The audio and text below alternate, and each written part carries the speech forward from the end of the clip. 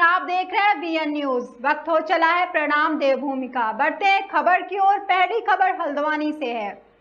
उत्तराखंड उच्च शिक्षा के क्षेत्र में देश का पहला राज्य बन गया है। इंटरमीडिएट परीक्षा उत्तीर्ण के पश्चात सर्वाधिक 48% बच्चे डिग्री कॉलेज में पढ़ रहे हैं, जबकि पूरे भारत वर्ष में यह 27% है। यह बात उच्च शिक्षा मंत्री डॉक्टर धन सिंह रावत ने उच्च शिक्षा सभागार में अधीनस्थों की बैठक लेते हुए कही। रावत ने कहा कि प्रधानमंत्री मोदी का सपना था 2030 तक उच्च शिक्षा में 50% बच्चे शिक्षा ग्रहण करें, जबकि उत्तराखंड ने 2023 में ही यह मुकाम हासिल कर लिया है। कहा कि उत्तराखंड में 109 विश्वविद्यालय को भवन निर्माण हेतु भूमि का आवंटन हो गया है। 2024 तक प्रदेश के सभी विश्वविद्यालय के भवनों का कार्य पूर्ण कर लिया जाएगा। उन्होंने उच्च शिक्षा को निर्देश दिए कि विद्यालयों में 180 दिन पढ़ाई कराई जाए तथा बच्चों की उपस्थिति भी 180 दिन अनिवार्य की जाए।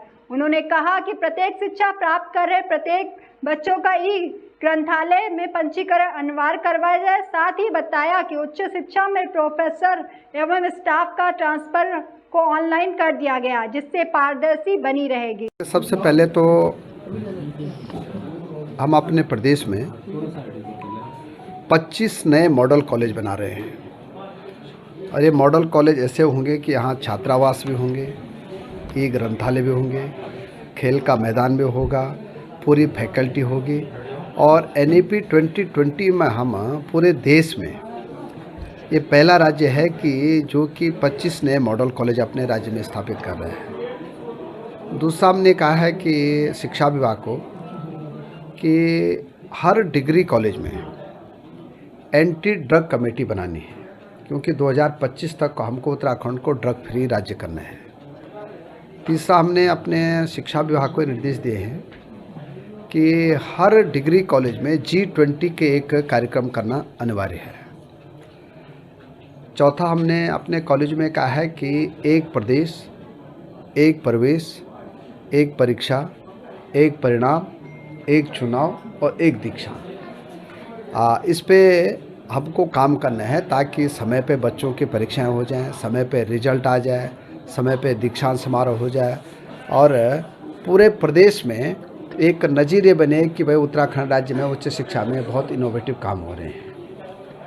एक हमने अपने उच्च शिक्षा में एक नया प्रयोग कर रहे हैं कि कोई भी बच्चा अगर अभी तक माँ बाप उस पर सब्जेक्ट होते हैं कि बेटा साइंस ले लो या कॉमर्स ले लो या कृषि ले लीजिए, अब बच्चे को खुद ही चॉइस करना पड़ेगा कि उसको कौन सा सब्जेक्ट लेना है। तो हम चॉइस बेस्ड शिक्षा देंगे, क्रेडिट बेस्ड शिक्षा देंगे और प्रत्येक बच्चे की जो डिग्री है वो डिजी लॉकर के माध्यम से उसके मोबाइल पे आ जाएगी। अब उसको जो है विश्वविद्यालय के चक्कर नहीं काटने पड़ेंगे। तो ये काफ़ी जो है आज हम लोगों ने वहाँ पे निर्णय। बढ़ते हैं अगली खबर की ओर जो हल्द्वानी से है। गैस के दामों में बढ़ोतरी के विरोध में आज कांग्रेस कार्यकर्ताओं ने बुद्ध पार्क में जोरदार प्रदर्शन करते हुए केंद्र सरकार का पुतला दहन किया और गैस के बढ़े हुए दामों को तत्काल वापस लेने की मांग की। विधायक सुमित हृदय के नेतृत्व में प्रदर्शन कर रहे कांग्रेस कार्यकर्ताओं ने केंद्र सरकार पर लगातार महंगाई बढ़ाने का आरोप लगाया। वहीं महिला कार्यकर्ता भी लकड़ी के चूल्हे में खाना बनाकर विरोध जताया। साथ ही विधायक सुमित हृदय ने सर पर सिलेंडर रखकर प्रदर्शन भी किया। उन्होंने कहा कि होली त्योहार से ठीक पहले सरकार ने जनता के ऊपर महंगाई का बोझ डाल दिया है। आज आम आदमी का जीना मुश्किल हो गया है। एक साथ गैस के दामों में 50 रुपए की बढ़ोतरी की गई है, जिससे लोगों के घर का बजट बिगड़ गया। अगर सरकार ने जल्द बढ़े हुए दाम वापस नहीं लिए तो उग्र आंदोलन किए जाएंगे। आज किस तरह का प्रदर्शन किया आपने? नहीं, देखिए ये ऐसी निर्मम सरकार है कि लगातार बेरोजगारी बढ़ती जा रही है देश में, लगातार अर्थव्यवस्था डूब रही है, उसके बावजूद गैस जो किचन तक की मार है वहाँ तक ये कष्ट पहुँचाने का आम जनता को कार्य कर रही है। तो हमारी सरकार से मांग है कि आपको इतना भारी जो जनमत मिला है, आप उस जनमत का कम से कम ये सम्मान करिए कि गैस की जो रसोई सिलेंडर गैस है, जैसे आप देख रहे हैं हमारे जो कांग्रेस शासित प्रदेश है वहाँ गैस के सिलेंडरों में सब्सिडी दे रही है। तो राज्य सरकार से भी हम मांग करते हैं कि अगर केंद्र सरकार आपकी नहीं सुन रही है तो कम से कम राज्य की सरकार इस सिलेंडर पर अवश्य सब्सिडी दे। कांग्रेस ने जहां विकास छोड़ा था वहां Bharatiya Janata party gas cylinders जो हमारा विकास का प्रतीक हुआ करता था वहां से लेकर अब चूल्हा जलाने के लोगों की नौबत आ गई। तो पाषाण युग पे लेकर के चले जाने की कोशिश कर रहे हैं भारतीय जनता पार्टी के लोग। और जो लोग ऊपर जा रहे हैं फर्जी तरीके से पैसा कमा रहे हैं, उसमें से अडानी है, उसमें से ऐसे कई चेहरे हैं जो भारतीय जनता पार्टी को बहुत प्रिय हैं। तो भारतीय जनता पार्टी इस देश को पाषाण युग की तरफ ले जा रही है। ये तो अब लोगों को सोचना पड़ेगा कि वो किस तरह की भविष्य में इस पार्टी को कितने वोट दें और कितने चुने। अगर ऐसा ही होता रहेगा तो मैं ये समझता हूँ कि बहुत ज़्यादा समय नहीं लगेगा इस देश को गर्त में जाने में। देखिए ऐसा है ना कि कांग्रेस का एक जिम्मेदार विपक्ष के नाते विरोध करना बनता है और उसको विरोध करना चाहिए। बट अब ये जनता को भी देखना है कि अति हो गई। 300 रुपये का सिलेंडर हम छोड़ करके गए थे, आज वही सिलेंडर 1200-1300 रुपये का हो गया है। तो आप समझ लीजिए कि विकास कहाँ को जा रहा है। एक छोटा सा चेक होता है, चेक में भी लेते हैं, जीएसटी में भी पैसा, इसमें टैक्स, उसमें टैक्स, कुछ नहीं हो तो चालान जबरदस्ती के लोगों के घरों में गाड़ी के चालान भेज दे रहे हैं। तो ये तो सभी सरकार में हो रहा है। इनके पास कोई नीति तो है नहीं, कोई उद्योग लगाने की कोई क्षमताएं तो है नहीं, किस तरह से पैसा उगाएं वो क्षमता है नहीं। तो इसी तरह लोगों की बैक डोर से जेब काट करके अपने खजाने को दिखा रहे हैं कि हम बहुत अमीर हो गए। जीएसटी ने पूरा देश बर्बाद कर दिया, ये सिलेंडर ने लोगों के घरों के बजट बिगाड़ दिए। बढ़ते हैं अगली खबर की ओर। खबर रुद्रपुर से है। आज सड़क मार्ग से रुद्रपुर पहुंचे महाराष्ट्र के पूर्व गवर्नर और उत्तराखंड पूर्व मुख्यमंत्री भगत सिंह कोश्यारी रामपुर बॉर्डर पर बड़ी संख्या में भाजपा कार्यकर्ताओं द्वारा फूल मालाओं के साथ स्वागत करते हुए उनके काफिले के रूप में कार्यक्रम गिर रिजॉर्ट लेकर पहुंचे, जहां बड़ी संख्या में कार्यकर्ता मौजूद रहे। वहीं स्वागत करने वाले की लंबी कतार लगी रही और भगत सिंह कोश्यारी ने भी सभी का अभिवादन स्वीकार किया। कोश्यारी ने कार्यकर्ताओं को संबोधित करते हुए कहा, राजनीतिक जीवन की लंबी यात्रा के बाद उत्तराखंड में समाज की सेवा के माध्यम से समाज को मजबूत करना है। समाज की बुराई को दूर करते हुए सबको जोड़ने का कार्य करना है। समाज की बुराई को देश हित में एकजुट होकर कार्य करना है। कोश्यारी ने कहा, आप सभी उत्तराखंड का भविष्य और आप सभी के प्रयासों से उत्तराखंड आगे बढ़ रहा है। कोश्यारी ने कहा, यहाँ देखने में आ रहा है कि एक प्रधान से लेकर विधायक बनने पर लोगों के स्वागत होते हैं। यहाँ गवर्नर के पद से इस्तीफा देने के बाद भी सामाजिक जीवन में इतना स्वागत, उसके लिए आप सभी को बधाई। कार्यक्रम में जिला अध्यक्ष कमल सिंह जिंदल, विधायक शिव अरोड़ा, प्रदेश मंत्री अमित शर्मा, पूर्व विधायक राजेश शुक्ला आदि लोग मौजूद हैं। ना हो, अस्पताल चुनाव ना हो, राजनीति में काम करना हो, सामाजिक काम करने हो, उन सब में मेरी सहभागिता रही है और लोगों का अनन्य प्रेम है। आज मैंने महाराष्ट्र से राज्यपाल का पद छोड़ दिया है। स्वाभाविक रूप से हमारे कार्यकर्ता, यहाँ की जनता अपना प्रेम प्रदर्शित करना चाहती है, उनका आगाध प्रेम है और उन्होंने कहा कि हम एक छोटा कार्यक्रम रख रहे हैं, आप उसमें आइए। मैं यहाँ पर आया और इतना हमारे जो कार्यकर्ता है उनका मुझे प्रेम मिला और मुझे लगता है उनके प्रेम ने अब मुझे एक बार अभिभूत कर दिया है।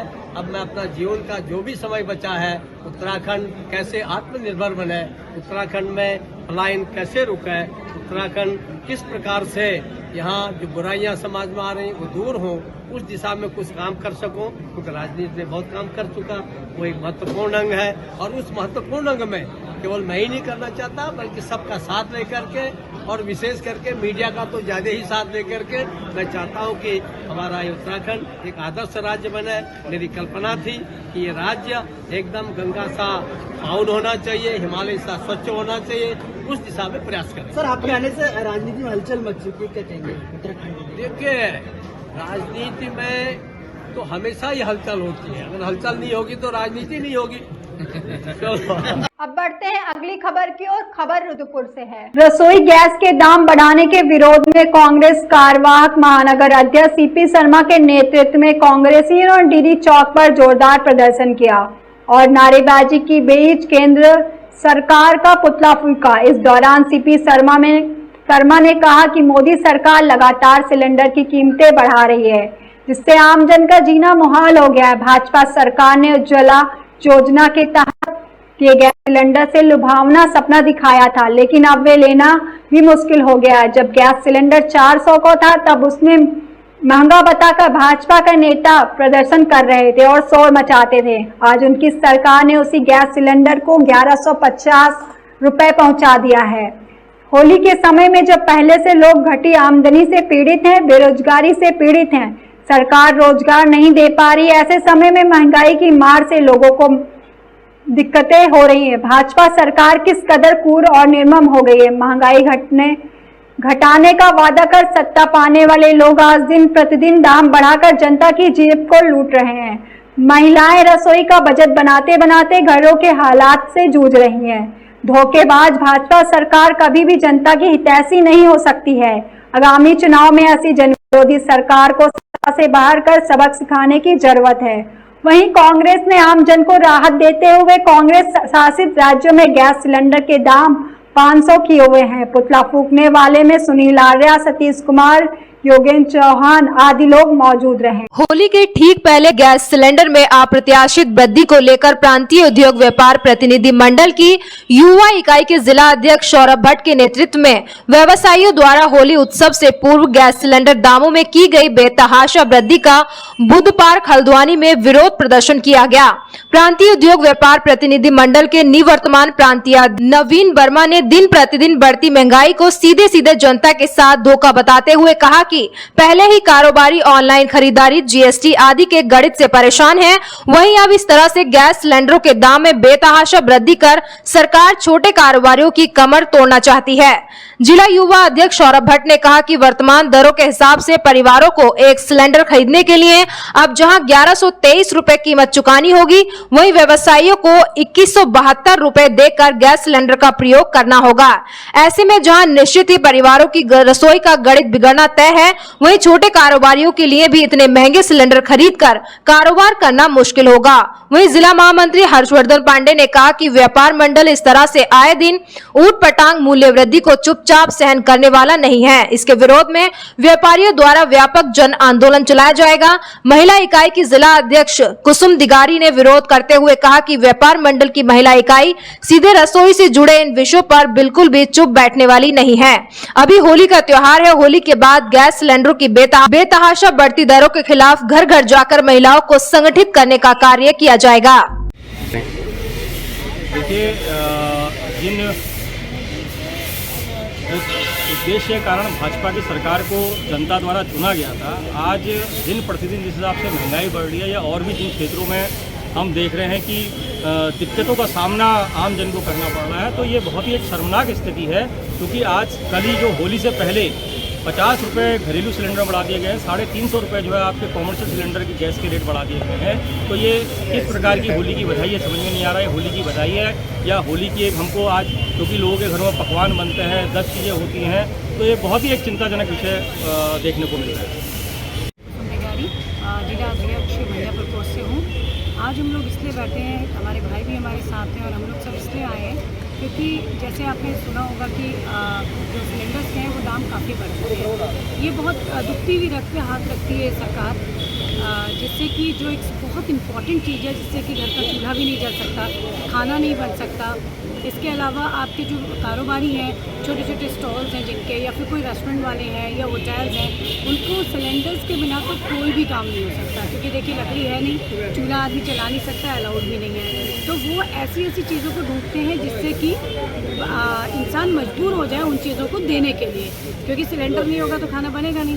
तो सब इतनी मजबूर कर देते हैं और इतनी मजबूरी में हम लोग इस धरने पे बैठे हैं। हम लोग बता सकते हैं, क्योंकि अगर हम आगे नहीं आएंगे तो शायद सारी महिलाएं उसी तरीके से महंगाई की मार सहती ही रहेंगी। तो इसलिए हमें लगता है कि हमें इसके लिए आवाज़ उठानी जरूरी है।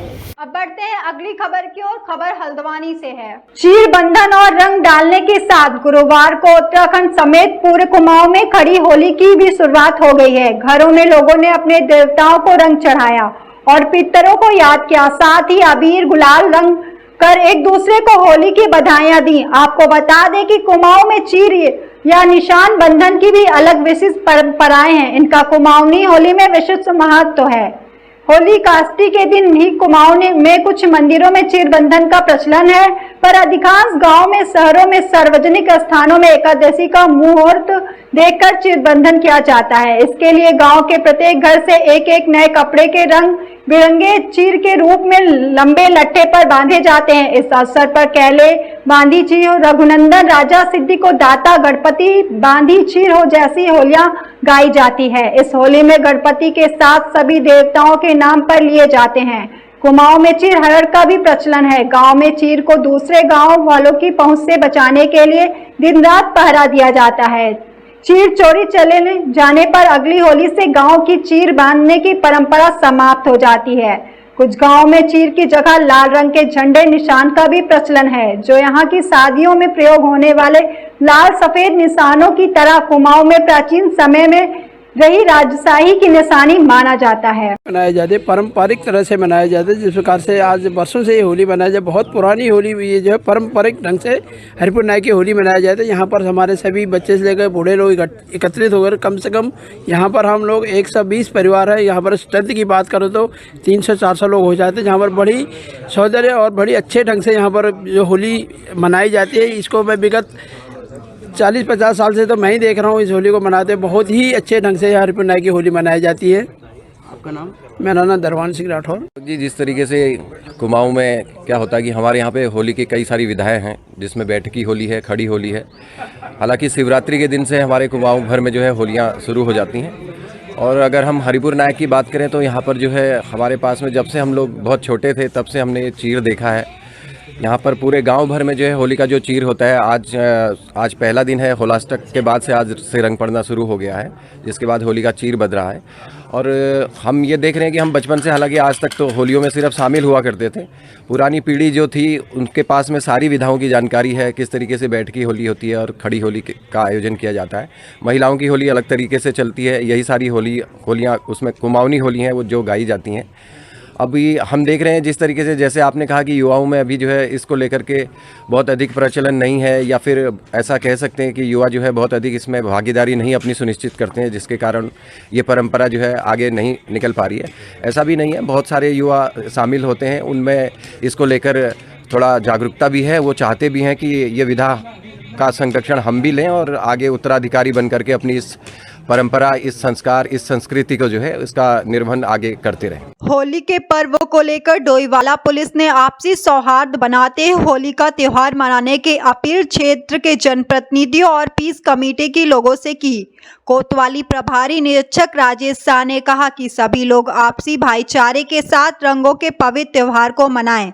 साथ ही कहा कि अगर कोई हुड़दंग करके माहौल को बिगाड़ने का प्रयास करेगा तो उसके खिलाफ सख्त कार्रवाई होगी।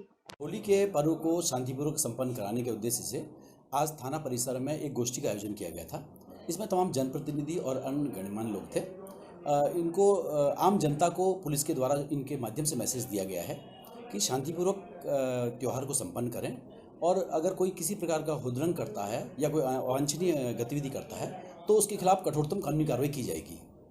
इसके अलावा जैसा कि देखा जा रहा है, दिन प्रतिदिन साइबर ठगी के बहुत सारे मामले सामने आ रहे हैं, और ये मामले हर बार नए रूप में सामने आ रहे हैं। कभी वो OLX के फ्रॉड के रूप में है, तो कभी किसी अन्य माध्यम से कोई ऐप डाउनलोड करा करके ठगी की जा रही है। इस संबंध में लोगों को जागरूक किया गया कि किसी भी अनजान व्यक्ति को के कहे में आकर के न तो उससे कोई चीज़ अपनी शेयर करें और न ही कोई ऐप को डाउनलोड करें। और अगर किसी प्रकार का साइबर फ्रॉड होता भी है तो 1930 जो साइबर हेल्पलाइन नंबर है उस पर कॉल करके तुरंत सूचित करें। बढ़ते हैं अगली खबर की ओर। खबर डोईवाला से है। रानी पोखरी में आज ऋषिकेश रोड और एयरपोर्ट रोड पर प्रशासन ने अतिक्रमण के खिलाफ कार्रवाई करते हुए अतिक्रमण को हटाया। मई जून में ऋषिकेश में प्रस्तावित G20 सम्मेलन भाग लेने के लिए देश विदेश के तमाम प्रतिनिधि उत्तराखंड का दौरा करने वाले हैं। उत्तराखंड सरकार भी G20 को लेकर बेहद उत्साहित है। देहरादून हवाई अड्डे से लेकर रानी पोखरी और फिर ऋषिकेश तक सड़क को चौड़ा और गड्ढा मुक्त बनाने के लिए पिछले कई दिनों से काम चल रहा है। लोक निर्माण विभाग ऋषिकेश द्वारा सड़क चौड़ीकरण के साथ सड़क का सौंदर्यीकरण कराया जा रहा है। आज रानी पोखरी में सड़क के दोनों ओर चिन्हित अतिक्रमण को ध्वस्त करने की कार्रवाई की गई। कार्रवाई के दौरान ऋषिकेश के SDM और रानी पोखरी थाने के पुलिस के साथ लोनिवी के लोग मौजूद थे।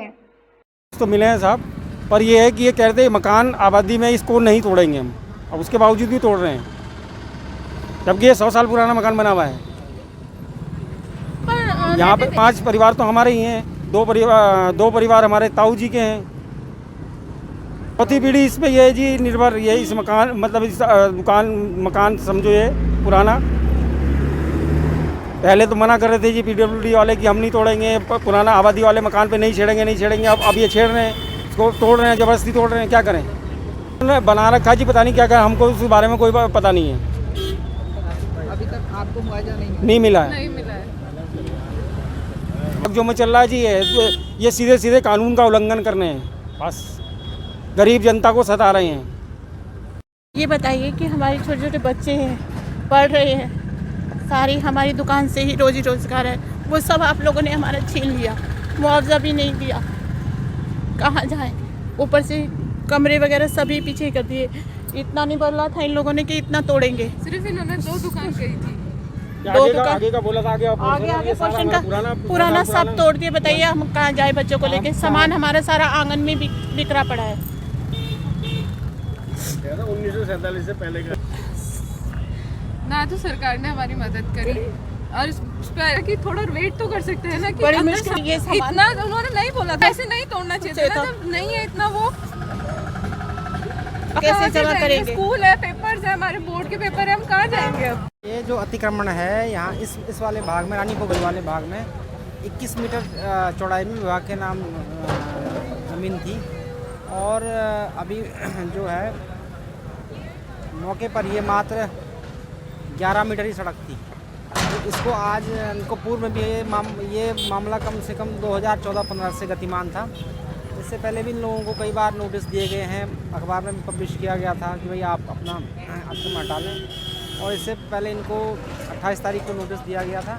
इसके बाद कल मुनादी करवाई गई और आज पुलिस और जिला प्रशासन के सहयोग से ये अतिक्रमण यहाँ पे हटाया जा रहा है। अब विरोध तो देखिए, अतिक्रमण हटाया जा रहा है तो विरोध होना एक स्वाभाविक सी प्रक्रिया है।